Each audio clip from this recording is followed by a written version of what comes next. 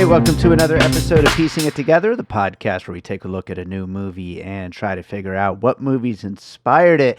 And today on the show, we are talking about the Ministry of Ungentlemanly Warfare. This is the latest movie, although with the way Guy Ritchie's been working lately, there might be another one out already, but this is the latest movie from Guy Ritchie. It stars a whole huge cast of interesting people. We've got Henry Cavill, Alan Ritchson, Henry Golding, Cary, Elwes, Rory Kinnear. All these people are in this one. Big, over-the-top World War II action movie. And it's got that Guy Ritchie flair, or at least a little bit of it. And we had a great time talking about it. Joining me, returning to the podcast for the first time in a while, we've got Giancaspro and Matt O'Connell. We had a fun time getting to a lot of great puzzle pieces on this one, so that's coming up here in a second. Before we get to it, though, I do want to remind you, as always, to make sure you are subscribed to Piecing It Together wherever it is that you're listening right now. You could also follow us on social media at Piecing Pod and join our Facebook group, Popcorn and Puzzle Pieces, where we continue the conversation about all the movies we talk about here on the show. I also want to let you know about our Patreon, the Produced by David Rosen Patreon, where I'm posting this early. You'll eventually be hearing this on the main feed. Right now, it might be the future and you're hearing it on the main feed, but people will have already heard it on the Patreon if they are subscribers. There's lots of great bonus content, including video versions of some episodes, as well as advanced episodes. I've got like 6 up there right now that haven't made their way out to the main feed yet. There's also bonus content from Awesome Movie Year and from my music career. Lots of great stuff. I appreciate you being out there listening, sharing the episodes, commenting with your puzzle pieces and all that stuff. But if you want to support the show monetarily, it is very much appreciated, and we can do all kinds of fun new stuff by having you supporting the show by signing up for the Patreon. It's patreon.com/bydavidrosen. Thank you so much for everybody who is already signed up. And with that said, let's get to this conversation about the Ministry of Ungentlemanly Warfare. All right, it's time to get into a Guy Ritchie movie. It's the Ministry of Ungentlemanly Warfare, and to get into some ungentlemanly warfare with me, we've got back on the show Giancaspro and Matt O'Connell. How you guys doing? Shalom. We're doing well. Yes, we're doing well. Really? It's giving a real, how are you, Paul, energy. Well, I'm concerned about this.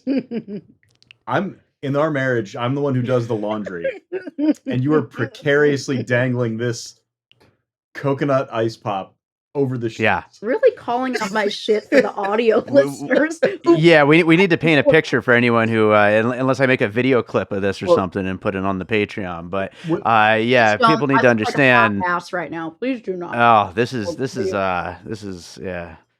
a touchy situation here. We don't, anything can happen at this point. I have a hand cupped under my dessert. Thank you, Evers. That's good. That's good. Guys, it's been a while since you've been on the show. Happy to have you back on. And this should be a fun one to talk about. I feel like there's some very obvious things that we can get into, but maybe we'll have a few out there ones along the way. But I guess we should kick it off. Were you looking forward to this just simply trailer-wise, or are you big Guy Ritchie fans, or is it any of the cast members? What made you want to do this one? So Guy Ritchie was like the least of my concerns here. Mm-hmm. He was the top of my concerns. Okay, fair enough. Oh, yes. sure. But So I guess as far as drawing power, right? I wasn't exactly psyched for another Guy Ritchie film. The last few Guy Ritchie films that we've watched were bad. I was going to say awful, but yeah. I always forget if he did King Arthur or Robin Hood. But whichever one it was, King Arthur was bad. It was bad. Robin Hood was also bad, but I bad. guess not. We can't blame that on Unrelated, but sure, yeah. Not entirely unrelated. There's a powerful spiritual connection between the badness of those films. But Yeah, that's fair. But yeah, I mean, for me, it was it's Cary Elwes. Love anytime Cary Elwes is in something. We are big. What would you say the like fan name for him? The Carried Aways. Carry-ons. The Carry-ons. Interesting. I guess he's doing a lot of air travel. Yeah. the carried aways is the interpretation I will give. Just to cut in with a brief story. I have been starstruck over 2 people in my entire life to the point where like I can't form words and say things.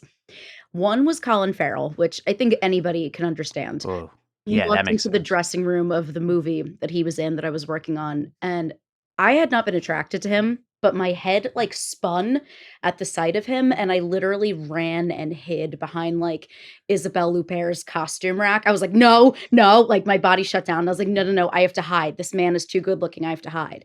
I didn't understand it until that moment. The other is Cary Elwes. I was at some like book Comic-Con thingy, and he was signing copies of the new Princess Bride book. The book was new at the time. And I had this little like cosplay outfit on with a crown, and he sees me, he grabs my hand. Were you Renly Baratheon? I was doing like in the way that people do like Disney bounds, I was doing like a throne bound. Yeah, I had like a Renly, I had Renly's crown and like a stag necklace. Baratheon. I was sure. Yes, thank you. And Cary sees the crown, grabs my hand, kisses it, and goes, "My, aren't you a princess?" And in this man's beautiful face, I went, "Ha!" and ran away. And the photo that someone took of me and Cary, I literally, my mouth is full open, like, "Ah!" like in his face. And the photo is blurry. I guess whoever was like taking it was alarmed by the sound that came out of my mouth, vaguely like ostrich-esque, like a bird. Bugled. Like a heron, like some kind of large squawking bird. But Amazing. yeah, so we are big carried aways in this house. I was excited because this reminded me the most of The Man from U.N.C.L.E.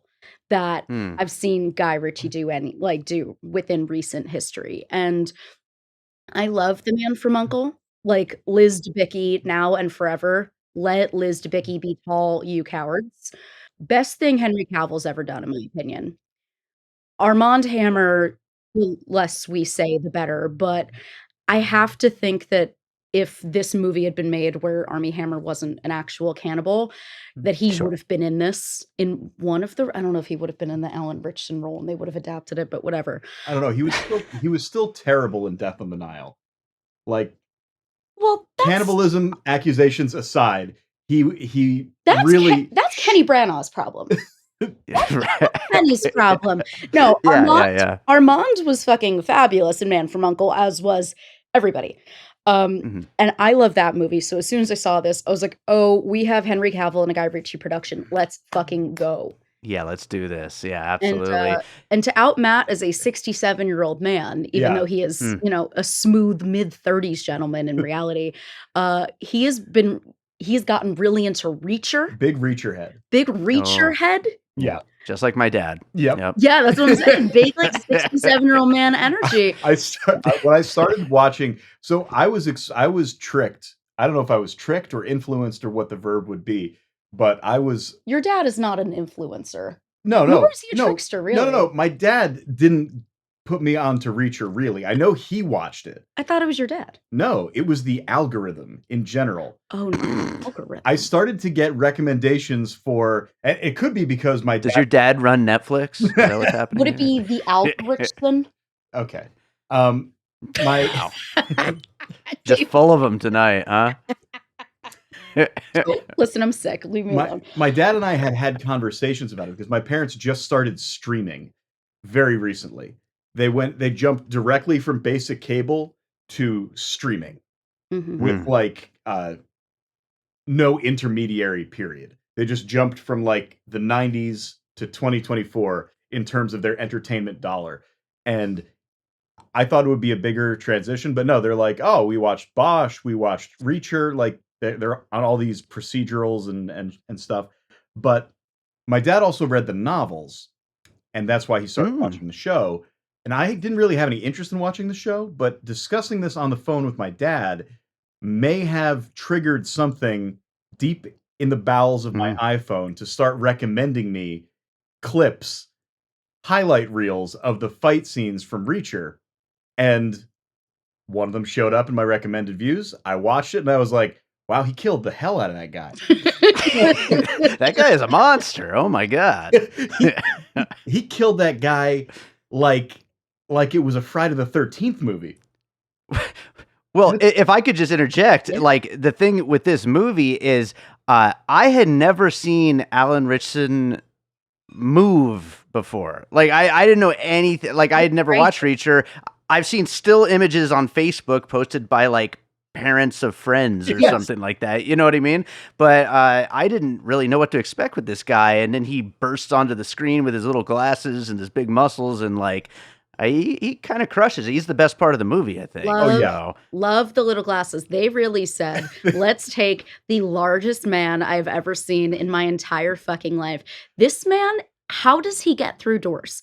I don't know. He really is that broad. His shoulders must be like 47 and a half inches wide. I've never seen a human man or person look like this. He's well, you know, not a puzzle piece for this movie per se, but you could say Batista in Blade Runner 2047, another large man with a tiny little glasses.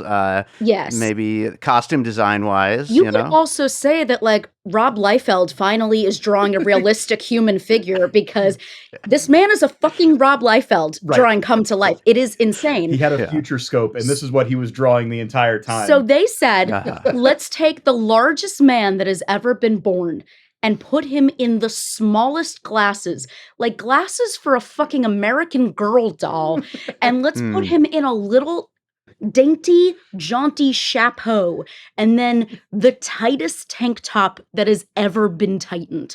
They said, oh, we are sewing this man into the tank top, like Olivia Newton-John sewn into those pants at the end of Grease. And I say to that costume designer, thank you. Thanks. It was an unmitigated pleasure as a red-blooded human woman, start to finish, to watch this man shoot people with fucking bows and arrows. Those glasses did not slip slide. The hat remained in place. The tank top remained tight. Nipple He's an action figure. Love the tank top. Love the little Henleys. Love everything about the costuming. When I saw the trailer, I said, oh, that's Matt's new friend, Alan Ritchson. I should text him and say, oh, we should go see this movie. And then I immediately texted you and said, hey, you want two dumb assholes on your podcast to talk about it? And you were like, yes, I will. And that's how let's start getting into some puzzle pieces. And guys, I'm just going to steal the most obvious one right away. This is Guy Ritchie's Inglorious Basterds. Yes. Is it? No. I mean, it's what he wants it to be. Let's put it that way. It's maybe the best possible version he could make of that, because nothing's going to, live up to that. But as far as alternate histories go, as far as, I mean, obviously this is based on a true-ish story. I mean, I haven't read the actual story, but like there's some version of this that happened. Whereas, but Inglorious Basterds did not. But it's still the same kind of kind of wish fulfillment, I guess you could say, as far as Nazi killing is concerned. Nice. And our villain here is doing his best Christoph Waltz through the whole movie, and he's really trying. Yeah, I mean, he worked with Christoph Waltz in Inglorious Basterds, so he had a front row seat to that's a bingo. Well, I'll let you. That's right. Because that was not very good. That's a bingo. There we go. That's a little Peter. We could combine them in post. Oh, it's a little Peter. The only kind of Peter Lorre. Yeah, really. Peter Lorre was short. Which got him. I guess we'll return to Peter Lorre later when I get to one of my puzzle pieces. Yes. Oh, nice. So the Till Schweiger of it all. There was a scene.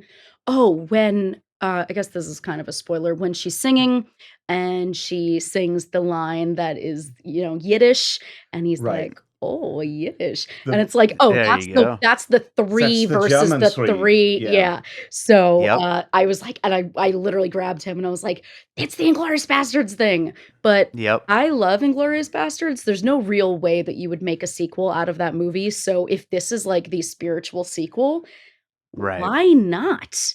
Yes, please. Yeah. So you're absolutely. welcome to love it. steal I love it so much. that puzzle and piece. it's so much fun. And it's a hard thing to pull off. And that's the thing. Like, I don't think I liked this movie as much as you guys did, although I did have a fun time with it. It's just, it's a really tall order to try to do a historical movie that is also just an over-the-top nonsense action movie that like tries to toe that line. And I don't know that it really gets there, but it has a lot of fun, especially anytime Alan Ritchson and Henry Cavill are on screen. Oh yeah. Dudes rock. I mean, Yeah. to your point, I wish that we had gotten more More from what? the other gentlemen. Oh yeah. Like Ray Fiennes' nephew. He was good. He was good. He was the young kid. He was good. Yeah. They were good for what they got to do, but not everybody got to have really great sort of defining character moments. Sure. Well, that would have been more like Stakes. Like this movie, except with Marjorie, like they didn't go huge into Stakes. We have someone who literally got shot and he's just like laying on the floor shot and he's like, thumbs up, we did it though. Like they didn't really want to go too into Stakes, except for her, which is like a cheap stakes to take. Well, the interesting thing is, but I didn't mind. I had fun. The interesting thing is that it's based on history. Yeah. So those are real we people. can't necessarily kill off these characters if they lived through the mission, which they did. So yeah, but we as the audience probably don't know this story. I didn't. Sure. So you could have heightened the stakes of like, he's bleeding out. Right. Is he gonna make it? Yeah, he did. Like, we wouldn't have known. It did. It felt a little unrealistic because it was almost like a James Bond movie where our heroes are never in any real danger. You know, there's the sort of two poles. James Bond is in danger of falling in love sometimes. No, he's not. Only one time, really. Okay, I guess well, two times. Well, that's one time. But there are kind of two poles for action heroes. There's James Bond and there's Indiana Jones, right? James Bond is never in any real danger. You never even see him sweat, right? He essentially walks down a hallway shooting people and they die instantly with one bullet. That happens a number of times in Gentlemen. And I loved it. Meanwhile, Indiana Jones is constantly on death's door. He's getting the shit beaten out of him. He's running away from rocks. Right. He's bleeding. He's sweating. He's filthy. Falling off stuff. Yeah, exactly. He's breaking ribs. Everything that happens to him. He's a single father who loves his kid and never stops. Oh. Short round. Oh. I thought you were talking about Shia LaBeouf. No, we don't talk about actual cannibal Shia LaBeouf on this or any platform. That's two cannibals. No offense to Mia Goth, fabulous actress, but girl, get a divorce. Thank you. Anyway. So what I'm trying to say is this movie definitely could have afforded to err a little more on the side of Indiana Jones and giving our heroes a little bit more to overcome, because the Germans in this movie are just targets. We never get like a crack squad of like, commando killers or something. We don't get a brigade of Germans who they're bringing in to flush out these spies. There's not even like a big heavy underneath the main Nazi, like a dragon, right? Like the guy who's going to be the gatekeeper, the sub boss, right? We don't get that. You know what I will say? I feel like this movie was very much like a fuck Nazis movie, which great. We love that concept. That's obvious. As a little Jew bitch, I love that the Nazis were just kind of portrayed as idiots and easily killable. That delights me. We love that about Inglorious Basterds. But in reality, a lot of Nazis were just like passive dudes who didn't know how to stand up to the far right of Germany at the time. So I don't mind the Nazis being seen as like idiots who don't really have anything going for them in terms of strategy. I kind of love that take. Also, we fucking won, bitches. We fucking won. So these people were not really up to snuff. We fucking won. And yeah, you occasionally have a couple of your like sadists, like the Til Schweiger character. But I kind of love that the Nazis were easily killable, kind of stupid, weren't listening to the people who were trying to warn them like, hey, there's a tall blonde man like running, trying to like creep up on all of us. And they didn't listen because they were too busy like talking with those fucking German like hard R's and the spittle and the whole fucking thing. And by the way, Nazis, hard R's in every concept, but Yeah. you know what I mean. Yes, I know Yes. what you mean. I kind Let's of go to loved another being puzzle easily piece. killable. Yes. Just again, as a Jew bitch, I was like, I love this. Sure. Matt, what is your puzzle piece? All right, so it's kind of a toss-up. I went back and forth, but these two movies are kind of two sides of the same coin. So it's The Dirty Dozen and it's Kelly's Heroes. Sure. Right? So What these is are Kelly's Hero? Kelly's Heroes is an ensemble comedy drama war film, also a heist film. Oh. So it's sort of a combination of these two ideas, right? So The Dirty Dozen, you have these guys who are Allied soldiers, but they've been convicted of various offenses and they are being plucked out of prison to participate in what's going to be a suicide mission. Right. So there's that. And then Kelly's Heroes is these sort of plucky, downtrodden American soldiers who go on an unauthorized mission to steal gold from behind enemy lines. And it becomes like a comedic heist. So it's this weird synthesis of these two archetypal classic war films. They share a number of actors, incidentally, those two movies. So that's kind of why I combined them into one puzzle piece here. If you like Telly that makes sense. My mom once met Telly Savalas and she talks about it all the time. Ask her about meeting Telly Savalas next time you see her. Okay. She was very excited about it. We'll have to do a follow-up episode with her, but but yeah, no, great. Okay, sure. All right, let's see how that goes. Yeah, sure. No, those are absolutely great ones to include here. And as far as like any war film that's going to take on a little bit of a comedic, approach and is going to have like those kind of like, out there characters who, really shouldn't be working together, but they get thrown together into a team. That's a great one to include here on the list. Tara, let's go to your first one. All right. I think this is the one that you might not have, so I'm putting this out first for some reason. Master and Commander. Oh, I've actually never seen it somehow. I'm surprised because it's very like film Twitter content. Sure. But obvious point is dudes rock. Let's get that out of the way. At sea. Let's nail that down. I would say that belay it. What? Belay it. What are you doing? You sound like you're doing the ballet the thing. No, it's a naval pun. Oh, I don't know the fucking Navy like when you that. tie something down, you belay it. The only Navy right over both of our heads. was Navy. Wow. Yeah, I don't really know this. Yeah. Master and Commander. Any sailors who are listening to this? All my sailor listenership. 1.5 sailors listening to this podcast. They've paused the podcast so they can laugh the tears out of their eyes. Yeah, they download the episodes in advance because they don't have Wi-Fi when they hit the sea. So yeah, Master and Commander. There was not like a little side trip to the Galapagos Islands in this one, but I would say the real stakes of Ungentlemanly Warfare, which the name is a lot of mouth sounds. We were trying to debate like what to call the movie as a short.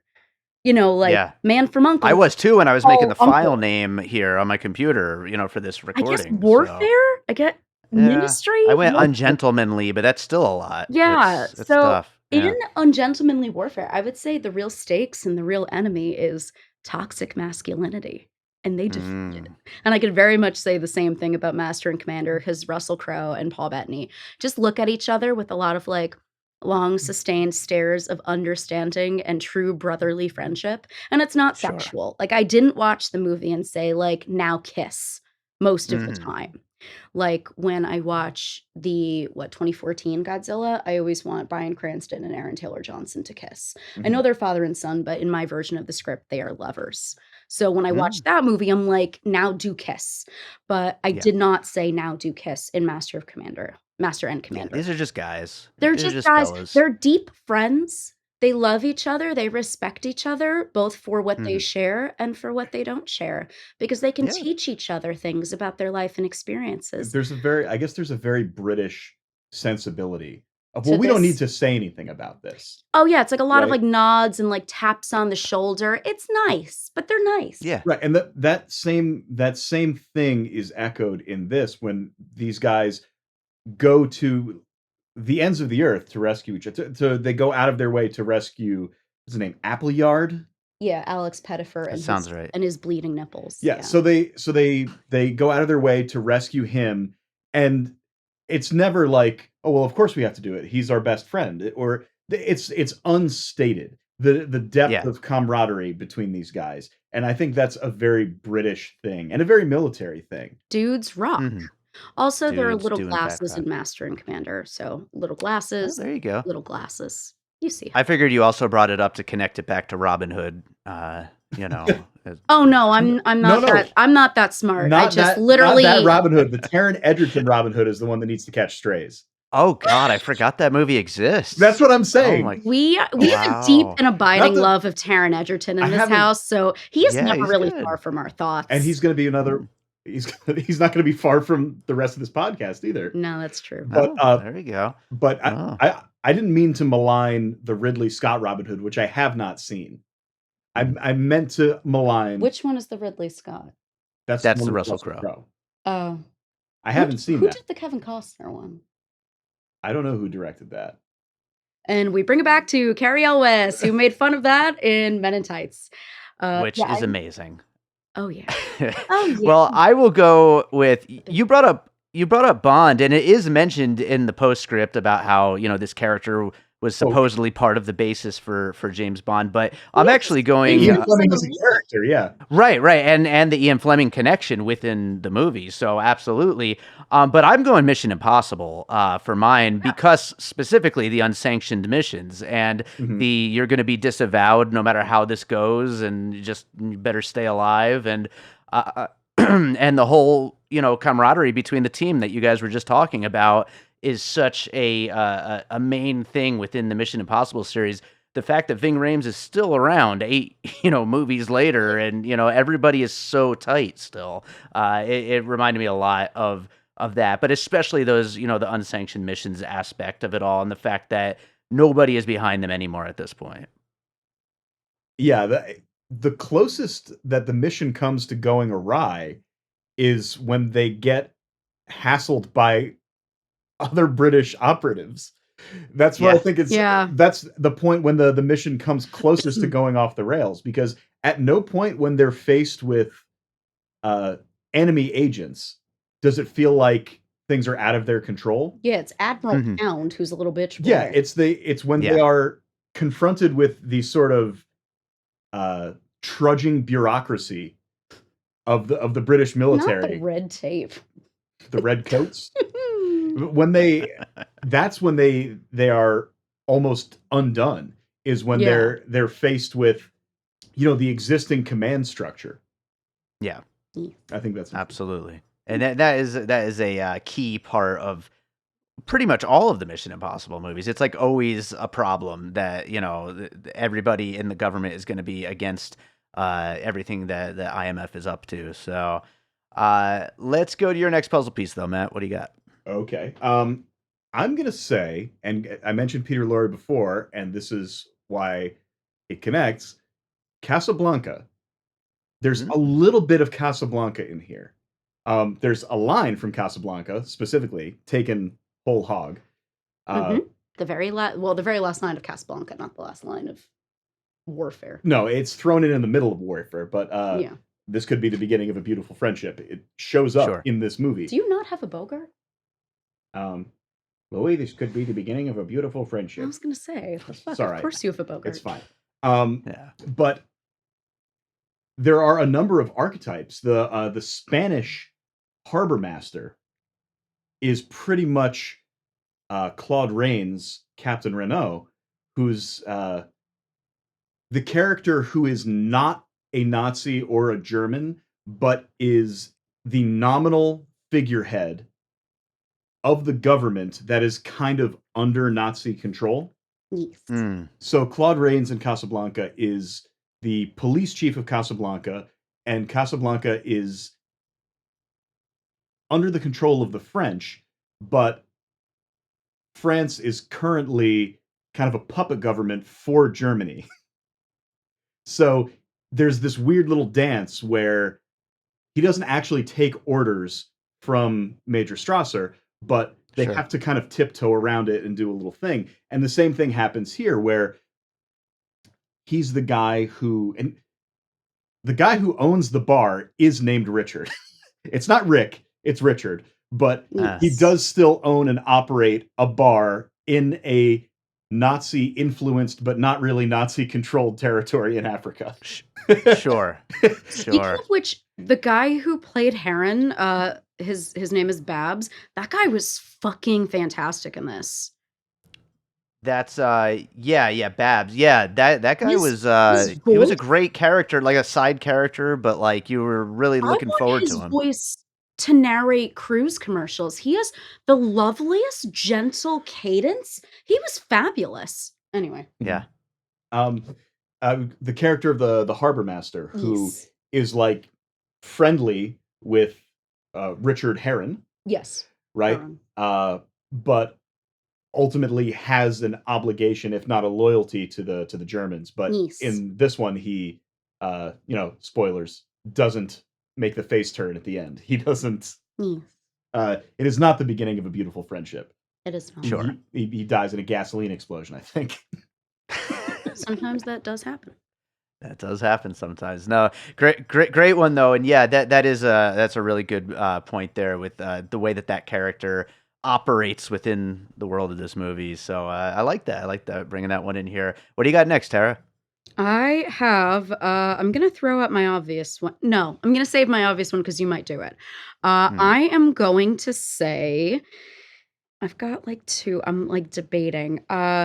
Shit, I've got a couple. I kind of wanted to throw Men in Tights in here once we started talking about Men in Tights because it's not as like referential. I'm going to say Man from U.N.C.L.E. I know we talked about it already. I just want to stress to the listener at home, please watch Man from U.N.C.L.E. either for the first time, the second time, the 18th time. Please watch this goddamn movie. It is perfect. And in my opinion, they should just do a sequel now and just let Alan Ritchson play Kuryakin. Yeah. Tell me that you wouldn't be fine with him replacing Armie Hammer? He's like, well, I got big now, and that's the only difference. It's fine. He got swole. He got. Did that movie do good, or was it? It did. It did in my heart. It did in my personal box office. That shit's great. You got. I feel like everybody loves that movie, and yet it just, it just kind of went away. And you would have thought there'd be a sequel or something, but I don't know what the fuck happened there. You've got Hugh Grant, who now is like doing great, hanging out with Paddington. Like Hugh Grant's in all sorts of shit now. You had Liz Debicki. He was in Dungeons and Dragons. Yes. Oh yeah. Strangely enough, Alicia Vikander hasn't even been that busy. I'm sure she's around. Henry Cavill. Yep. Let Henry Cavill do his thing. He basically plays Sterling Archer in Man from U.N.C.L.E. And he's phenomenal at it. He's so fucking good and funny and dry and great. I mean, he's doing a lot of what he did in this movie in that, but he's playing an American. Man from U.N.C.L.E., same director, obviously. A lot of like high seas shit. Kind of anti-hero main character in the way that, we see Gus Major Phillips come in handcuffed. Like that's our first introduction to the character. And you have Solo, who is getting in trouble and causing all this damage and all this other stuff in the beginning of Man from U.N.C.L.E. Yeah, I just love Man from U.N.C.L.E. so goddamn much. Really hot people on like a little jaunt is always gonna make me happy, I need to revisit it one of these days. Why do you think I'm talking about it? Did you not hear me? You're trying to get me to rewatch it. Did you not hear me? I said first time, second time, or 18th time. Yeah, watch the damn movie. Right. Yeah, I'm overdue. I will go with, for my third piece, I got a couple others that I was thinking about, but this is such a stupid one, but I got to include it. I was thinking of The Fate of the Furious, the 8th Fast and Furious movie. Oh my God, okay.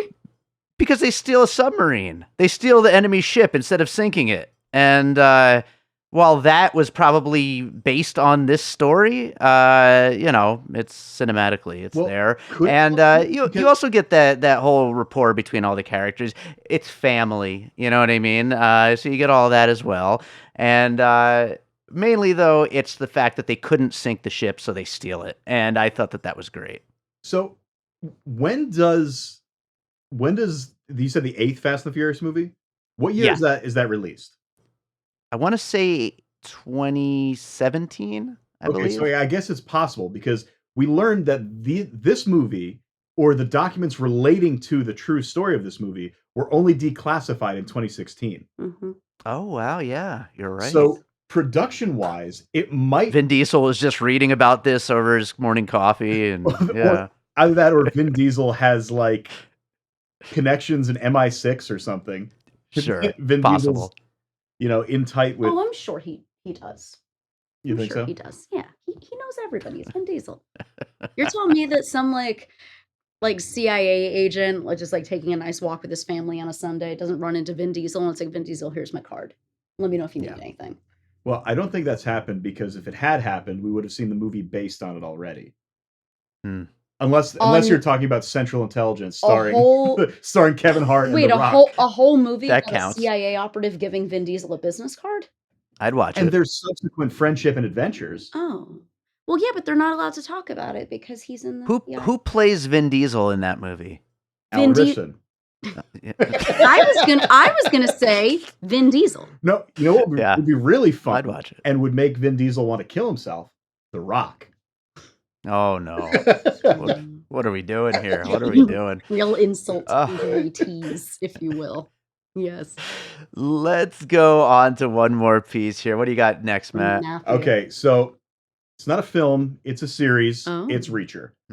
It's 100% Reacher. It's cheating because I don't think that this movie would have been anything close to what it was had Reacher not existed. I think you're right. Because I think without Alan Ritchson, this movie's kind of nothing. I don't know. He's so good. He's so good. He's the best part. Almost like his accent is subtle, even. Yeah.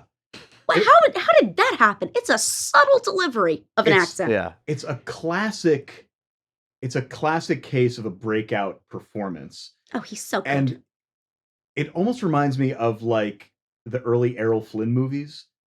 Wow. Where everybody else is just sort of doing their regular thing, and then you have this guy who's just such a natural in the role that they've put him in that he's so magnetic and you're just drawn to it. Except that he doesn't fuck every single woman in the production, which is very Errol Flynn. Well, there's only one woman in the production. He doesn't fuck her. I don't know that they're ever in the same room. I wait at the very end. Errol Flynn's dick was big enough to fuck a woman in the other room. And I have to guess that Alan Ritchson is packing the same. Anyway. So aside from... I digress. Aside from Alan Ritchson and his just sort of general charisma, also the brutality of the fight scenes. It's delicious. He moves very fast for such a big guy. He's agile. Stabbing and stuff, Yeah, if you haven't seen Reacher and you enjoyed this, you've got to watch Reacher because in every episode, somebody tries to kill him, which is crazy because you can see him, right? You see what he looks like. Son, what are you doing? Right. And the most unrealistic thing about Reacher is that at no point during that show is there ever somebody who's like paid off and they're like, all right, now who's the guy we're supposed to kill? And they point to Alan Ritchson and they just don't give the money back and go home. Yeah. Because that would be the smart thing.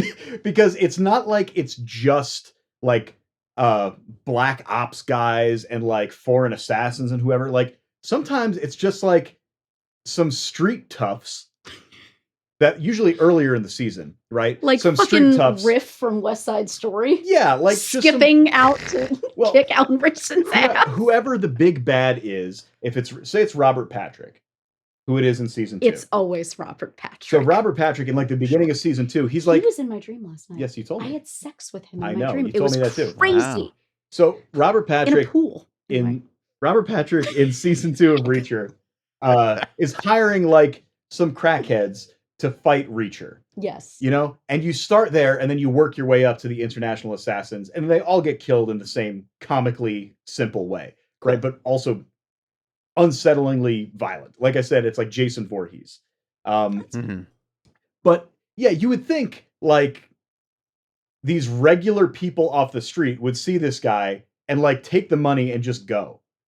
Yeah, like, I'm taking my chances. I'm going to take my chances with Robert Patrick and my $200, then try to fist fight Reacher. It's like that scene in Austin in Goldmember where Michael Caine looks at the one guy and he's like, "Oh, you've got no chance," and the guy just like falls down on the floor and he's like, "That's good lad," and like walks away. Like it would be that. Incredible.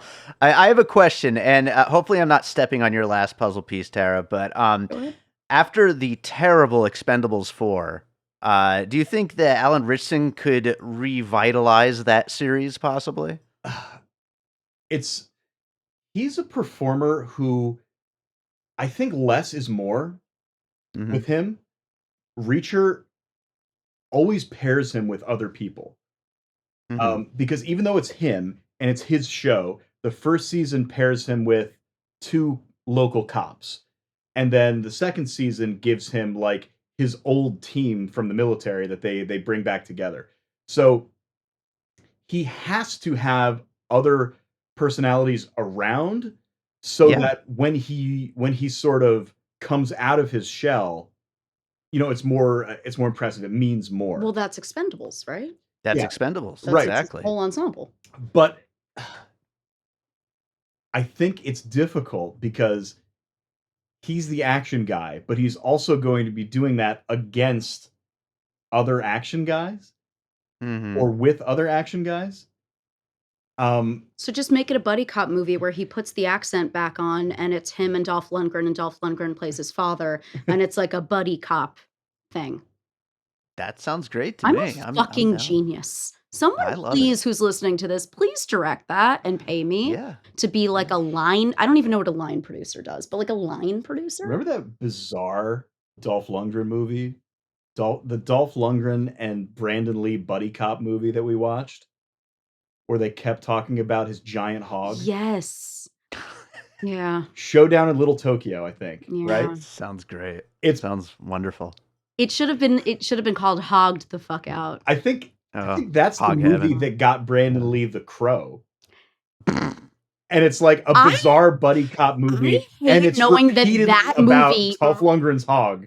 Knowing that movie might have killed Brandon. Yeah, that's what I just heard. That's what I just heard too. Rest in peace to Brandon Lee. That is absolutely harrowing to hear, awful, receive. No, also no Expendables was not on my list at all because I've only seen the third one for some reason. Okay, all right. Well, what is your last puzzle piece? What do you got? And then let's see. I gotta figure that out. I think this is obvious, but The Kingsman. Yep. Yeah, that was the one that I was like, should I even say it? Because I thought the three of us might come across it. But yeah, The Kingsman, again, with our king, Taron Egerton. Sure. Something that's big in our house, like one of our little bits, is there's this video where Taron Egerton reads thirst tweets. And, you know, people are talking about how hot he looks as Elton John or whatever, this and that. And someone says a tweet with the word bussy. And Taron Egerton very sweetly, very innocently goes, "Bussy? What is bussy?" And someone off camera explains, and he goes, "Really?" With like awe in his eyes. And Matt and I will do really a lot around the house. That's one of our big, if someone were to say the word fussy in a movie we're watching, we'd go, "Really?" But it's a big thing in our home. So here's a framed photo. He made this for me for Christmas one year. It's this one. It's Keke Palmer saying sorry to this man, and it's Belegda. So there's a UK girls pop group called Little Mix. I swear to God, this has a reason. Little Mix was asked to do this like little interview, and one of the things is like do a Jamaican accent. And the one girl whose name is Jessie Nelson, she thinks it over for a minute and she's like trying to think of a phrase to say in a Jamaican accent. And she goes, Belegda, and her eyes like cross to the other sides of her face. I think you need to link to Belegda in the episode notes. She Here's broke her herself. saying Oh Belegda. God. She's a broken woman in the. What's the other one? Oh, it is Shannon Sharp saying, "That ain't no problem. That ain't no problem." It's a bad Shannon Sharp from me, but that's another one that ain't no problem is big in our house. That was one of his little Christmas gifts that he prepared for me one year. But yeah, so we love Taron Egerton. Kingsman, you have the same, like, it can be hyper violent, hyper stylized. You have that ensemble cast. I think Ungentlemanly Warfare really gives its ensemble cast more to chew on than Kingsman does, actually. Sure. Kingsman 2 is different because you've like Channing Tatum and Pedro Pascal, and they really stepped it up with like who they were casting in the movie. Mm-hmm. And then they have that prequel with Matthew Good. Mm-hmm. Yeah, I didn't like the third one, although that was the one that I thought of the most, and thought about including on this because of the time period and everything. Yeah, but I didn't like that one. I think this is much better than that third Kingsman movie. Yeah, I would agree. I don't think we have the third one on DVD, and we have the first two. It does have Fiennes in it. Yeah. Was a lot of things. Yeah, I think you're right. Yeah, he was in it. So does the fucking English Patient, bitch. Yeah, that's true. So does Harry Potter. Everything's got a lot of movies do. If it ain't one fine, it's your mother. You got a couple different. And well, this one has one. That's what I was saying. Hero. That's what I was trying to get across. Yes, I get it. Trying to make some connections here. We're stepping all over them. Yeah. But, so the Kingsman is my last. I mean, my last of the pieces I'm saying out loud. I have about 4 more that I can rattle off the top of my head if you want them. Kingsman also has a scene in which a fire axe is used as a weapon to kill. And one of my biggest complaints about Ungentlemanly Warfare is that there's a real like cock tease of a moment where Alan Ritchson picks up that fire axe off the wall. Yeah, and he just puts it down. He goes into the room and like fucking The Coward of the County, the Kenny Rogers song, just like latches the door behind him. And no. All right. I don't know these people. He latches the door behind him, and then when he opens it up, just everyone's dead. We couldn't have seen some of that. Put it in the post credits or something. Like, let us see that extended edition, director's cut, Axe Rampage version. Oh no. Well, yeah, that's definitely a good one. And I mean, come on, Matthew Vaughn and Guy Ritchie kind of hand in hand when it comes to really their careers in general. But I'll read down the list of puzzle pieces here and we'll get into some closing thoughts. We talked about Inglorious Basterds, The Dirty Dozen, Kelly's Heroes, Master and Commander. Also somehow got Robin Hood in there a bunch. Mission Impossible, Casablanca, Man from U.N.C.L.E., The Fate of the Furious, Reacher, and The Kingsman. Do you want to rattle off very quickly what you had there? Yeah, I also have John Hamm's Fletch. Something about the tone of the humor. I love also, that movie. We love Fletch in this house. Django Unchained. Again, your sort of ensemble, a little bit of revisionist history, fighting the moral bad guys. Kiss Kiss Bang Bang. Again, it's that same type of humor, ensemble comedy, femme fatale type character who is put in peril, but then also like is really cool and does have a little more agency than is usual. Men in Tights, I added during the episode. Cocaine Bear, just because Cocaine Bear is really fucking fun. And for some reason, I was watching this movie. I was like, this would be a fun double feature with Cocaine Bear. And then Roadhouse. Wait, the original or the new one? Kind of both in the way that the original. I'm a fan of the new one, by the way. I loved it. I thought it was so stupid. The only thing I like in the new one, and the only reminder point for me, is the stupid fucking way that Conor McGregor walks, because he is like a Lego block trying to. His little walk. I burst out laughing every time he was, especially in that little jacket he's wearing. And then when you guys were talking about the scene where we don't see Alan Ritchson with the axe, there is a scene at the end of the new Roadhouse post credits where Conor McGregor like breaks out of the hospital and there's all calamity around, and that's what that reminds me. Oh yeah. But the original Roadhouse, and that people's throats were getting ripped out and shit, and Patrick Swayze would have been really fucking great in the Lawson role if this movie was made in like 1992. He would have been phenomenal. It would have been like Red Dawn. Yeah. Which I still haven't seen. And you know that I am a Swayziac. Devoutly so. I just saw Ghost for the first time this year. My shit was rocked. What a movie. I haven't seen that since like high school. I should rewatch that. Oh, you should watch it. It was Demi Moore is, I don't know if you know this, Demi Bin Moore. That woman is fucking hot. And if you watch Roadhouse, not Roadhouse, wow, she would have been great in Roadhouse too, in the Kelly Lynch role. If you watch Ghost and then you watch Charlie's Angels Full Throttle, one of the greatest stupid movies that has ever been made, and which should be on this list, you're like, wow, Demi Moore got hotter. She got more hotter. There's that scene in The Office where she's standing there in the bikini and the fur coat, and she's like, I was never good. I was great. And the tear on her, like the ironized Cody tear streaming down her face. Oh, I thought for a second that you were Demi talking about Bin Moore in that movie. Let me tell you. I was really confused for a second because I thought you were talking about some role that she had on The Office, the sitcom. No, she was not on that TV program. No. I was talking about the Justin Theroux all-timer Charlie's Angels Full Throttle. If your listeners have not watched the movie Charlie's Angels Full Throttle, David is like trying to not burst out laughing. Justin Theroux says a line of film that is the most iconic line of film that has ever been done. He's got this Irish accent. It's terrible. And he goes, I'm going to teach you and your friends something about peeing. And it sounds like he's saying something about peeing, but he's trying to say pain. Justin Theroux in that film was my sexual awakening. It is one of the stupidest movies I've ever seen. And I quote it constantly. And guess who's in it? My sex dream co-star, Robert fucking Patrick, baby. Hell yeah. Let's fucking go. You should bring it all back. You should watch that movie. David, log off and watch Charlie. Can we do that tonight? Is it too late for you? Yes. Damn it. All right. Can we watch it tomorrow?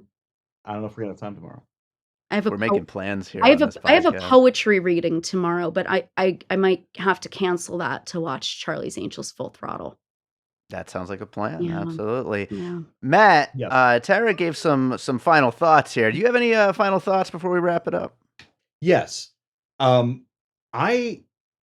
As you may or may not know, and as listeners may or may not know, the great Christopher Lee was a friend, I think maybe even a cousin and co-worker of Ian Fleming while he was working in World War II.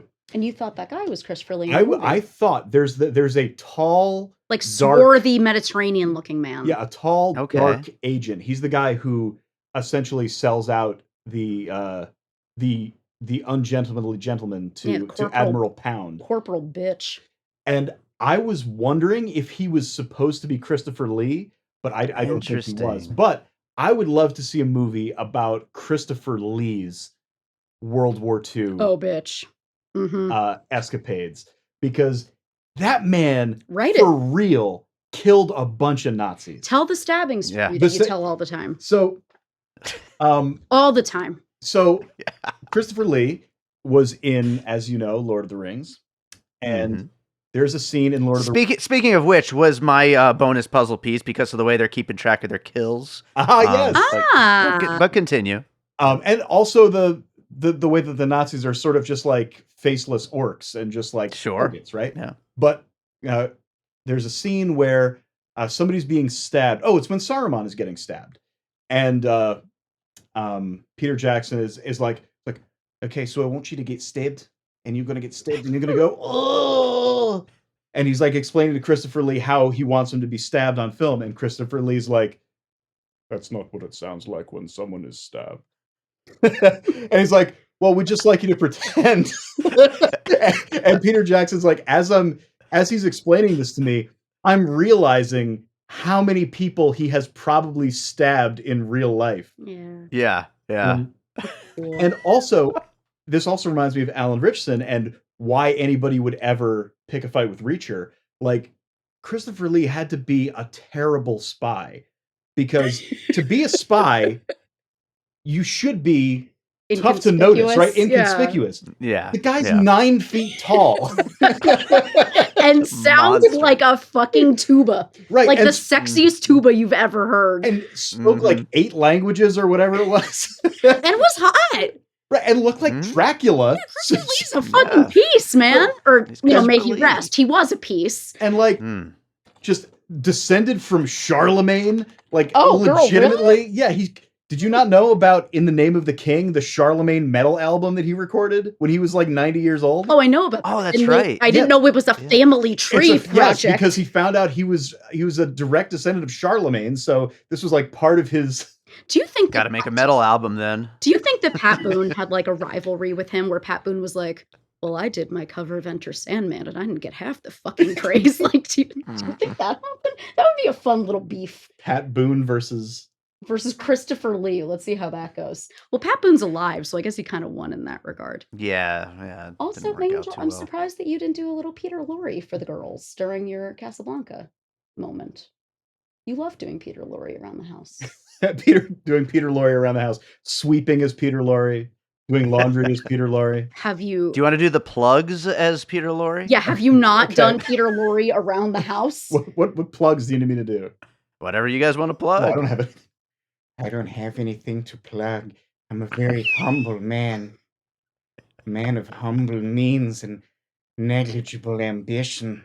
Do you know how many times I've heard this impression? That's why I'm He's acting like he never does it. Tara, what do you want to plug? Let's see. I have a Substack. It is called XOXO Gossip Giancaspro. David can include my name in the episode notes, so all of you metagons, as we call you, will know how to spell that. I am on Twitter and Instagram at Sweaty Lamarr, which is named after Hedy Lamarr for you cinephiles out there. Do I have other shit that I promote? I'm streaming on like streaming platforms also as Sweaty Lamarr. I have music out. Follow the Substack. If anything, it's free, although you're welcome to, money, please. You're absolutely welcome to.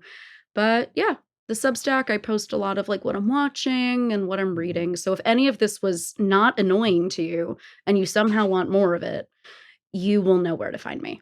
Oh, I did. It's a fun Substack to subscribe to, so everybody make sure to check that out. And guys, thanks so much for coming back on the show. And we got one more impression. No, it's not no. Where can we find Matt? It's not an impression. I thought of something I could plug, which is my actual business.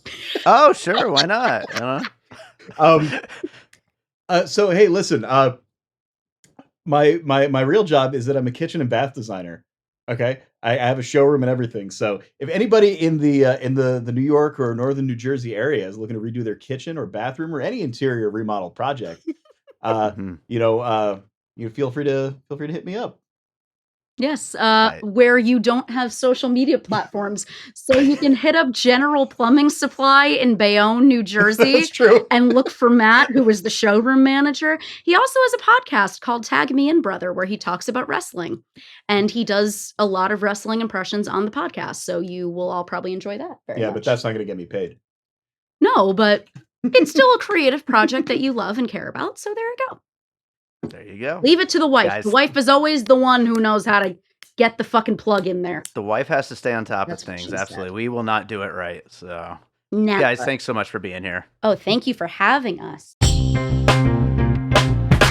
All right, so I hope you enjoyed that conversation about the Ministry of Ungentlemanly Warfare. Thank you so much to Tara and Matt for joining me on that one, and thank you to all of you for listening. If you're enjoying piecing it together, of course, first and foremost, make sure you are subscribed. It might be a subscribe button, it might be a follow button, it might be like a little plus sign or something. Whatever app you're in, make sure you're subscribed because we got a lot of episodes on the way. You can also leave a little 5-star rating and review while you're at it. It would be very helpful to make sure that more people check out the show. You could also follow us on social media at Piecing Pod. Join our Facebook group, Popcorn and Puzzle Pieces, where we continue the conversation about all the movies that we talk about here on the show. Also, if you're enjoying the show, send in your puzzle pieces. You can do it by email. You can reply to any of my social media posts. You can also do it right on the episode on Good Pods, and I will read them on the next trailers episode. I always read puzzle pieces from listeners. Anything you think of that this movie reminded you of that we didn't bring up on the episode, send them in. I'd love to hear from you, and maybe even get you on an episode sometime. And I already told you about the Patreon at the top of the show, so we're not going to repeat that whole spiel, but check it out. Produced by David Rose on Patreon. Let's close this out with a piece of music like I always do. And let's see, what should I play today? I'm going to play something from my current project, which is the 24 for 2024 series, where I am releasing a new single on the first and third Friday of every month of 2024. That's 24 new songs. That's a lot of new music. You can check that out on all of the streaming services, Spotify, Apple Music, etc., etc. There's lots and lots of new music hitting this year. I'm going to go with a track called At the Gates. It's got a kind of war type feel to it, so that seems like a good one to play here. So this is At the Gates. It is part of the 24 for 2024 series. Hope you enjoy it. We'll be back with more Piecing It Together real soon.